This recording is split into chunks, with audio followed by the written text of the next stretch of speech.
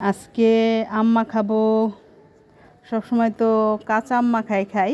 আজকে কাঁচা পাকা মিলে দুটোটাই আর কি মাখানো হবে। লবণ দিয়া কাঁচন আমের ভর্তা হবে এখন। অনেক দিন ধরে পাকা আমের ভর্তা খাই না, সবসময় তো কাঁচা আমের খাই। আজকে পাকা আমের খাই দেখি। আম তো ফুরাই যাইতেছে, ভর্তা এই কাঁচা আমের খাইছে, অনেক পাকা আমের খাই।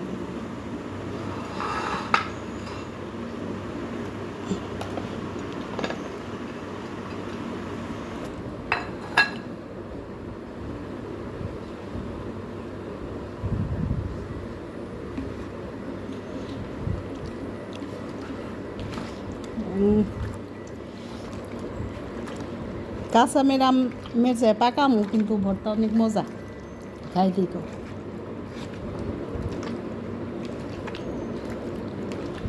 খাই দেখি তো টেস্ট হয়েছে অনেক।